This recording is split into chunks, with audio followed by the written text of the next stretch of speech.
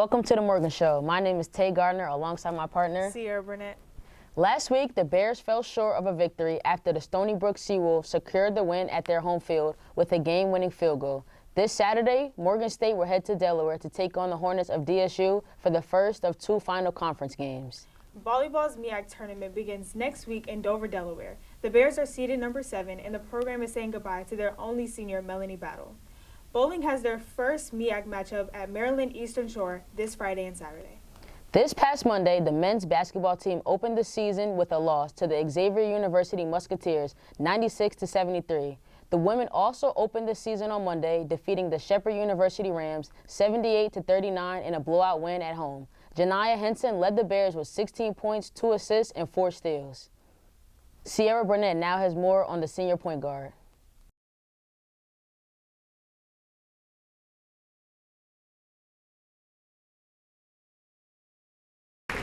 Senior Janiah Henson is one of the team's most vocal leaders.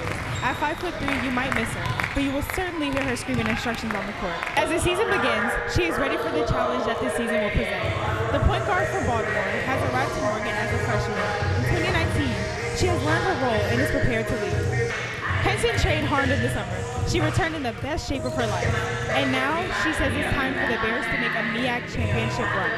In Morgan's first game of the season, she finished with 16 points, 4 steals, and 2 assists, and she was loud as ever. Janiah Henson averaged 10 points last season and shot 32% from the field and 27% from 3. She was named to the MEAC preseason second team. She has high hopes for finishing on the first team to end her senior year. More importantly is how the team finishes. She's prepared to lead the Bears through a tough season where they face opponents such as Virginia on December 18th, Kansas State on December 21st, and Davidson on December 28th. The Bears open their MEAC schedule on January 7th against North Carolina Central. Henson says the goal is to prepare for a deep run in the MEAC tournament starting on March 8th. The goals this season are to just elevate myself from last year and incorporate my team, basically the best way I can, just lead the team to a win.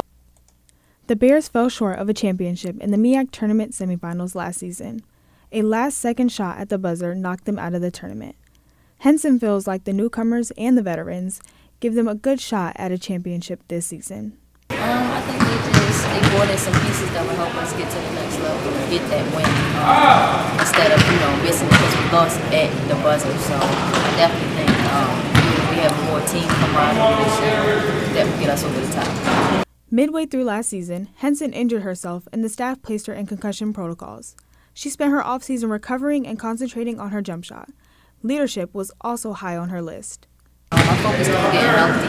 In the offseason, I had an injury that I had to get healthy with.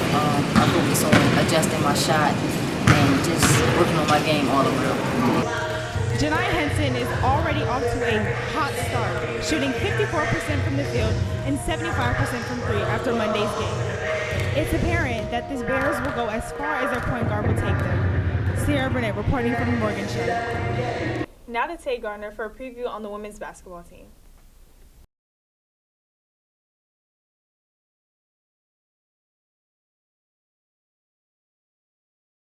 Morgan's women basketball players say they are ready to embrace their roles and start the long journey back to the MEAC tournament in March.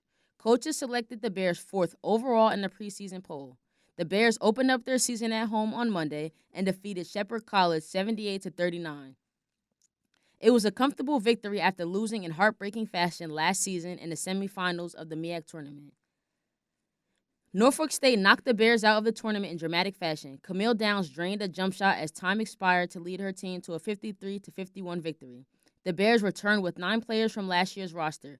Guard Janiah Henson and forwards Charlene Shepard and Taylor Addison provide leadership and potential points for the Bears.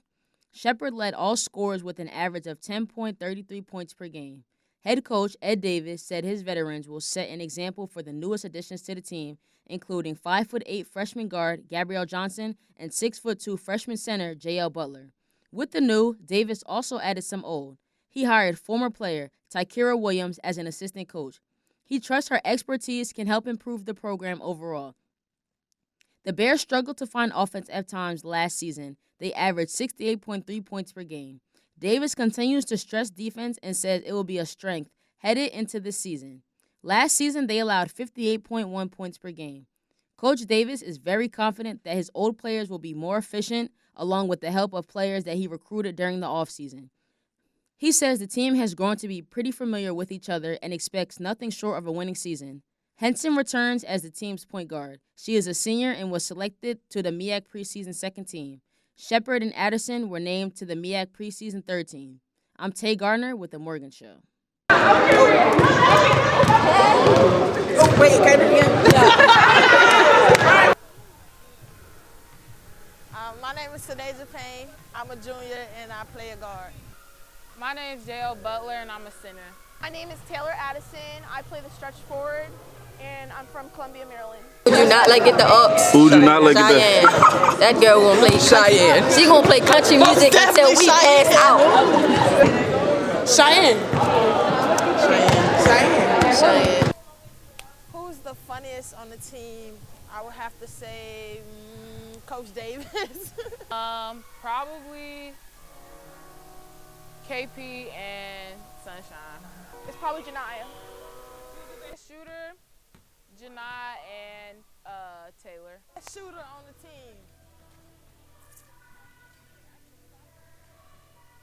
Janiyah or Cheyenne? Me.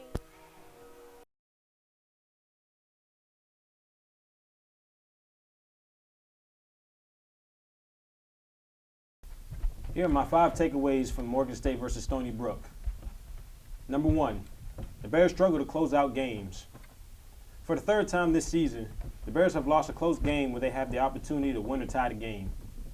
In their first close game against Towson, they lost 29-21.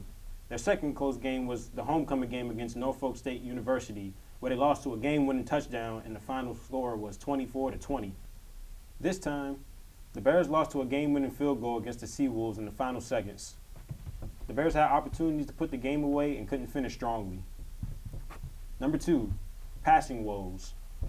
The Bears have shown time and time again this season that the passing game needs work.